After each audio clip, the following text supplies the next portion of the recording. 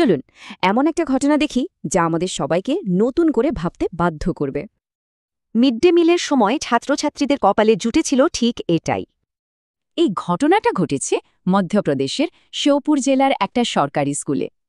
খোলা আকাশের নিচেই বাচ্চারা তাদের রোজকার খাবারের জন্য অপেক্ষা করছিল।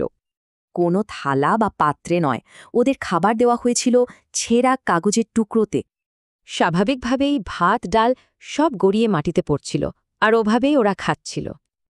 তো এই ছবিগুলো যখন সামনে এলো, সঙ্গে সঙ্গেই এর প্রতিক্রিয়াও দেখা গেল। মানুষের প্রচণ্ড চাপের মুখে হেডমাস্টারকে সাসপেন্ড করা হলো, আর ওই এজেন্সিটাকেও সরিয়ে দেওয়া হলো। কিন্তু এখান থেকে একটা আরও বড় প্রশ্ন উঠে আসে। শিওপুরে যা ঘটল সেটা কি শুধুই একটা আলাদা ঘটনা? আসলে দেশের অনেক জায়গাতেই কিন্তু এই একই রকম ছবি দেখা যায়। আর এই ঘটনায় আমাদের সমাজের এক অদ্ভুত আর অস্বস্তিকর বৈপরীত্যকে সামনে নিয়ে আসে। ভাবুন, একদিকে শিশুরা এক মুঠো খাবারের জন্য লড়ছে, আর অন্যদিকে কত খাবারই না নষ্ট হচ্ছে।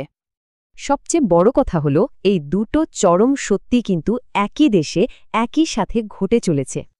শেষ পর্যন্ত প্রশ্নটা কিন্তু একটাই, কি করে একই দেশে এমন দুটো আলাদা ছবি থাকতে পারে?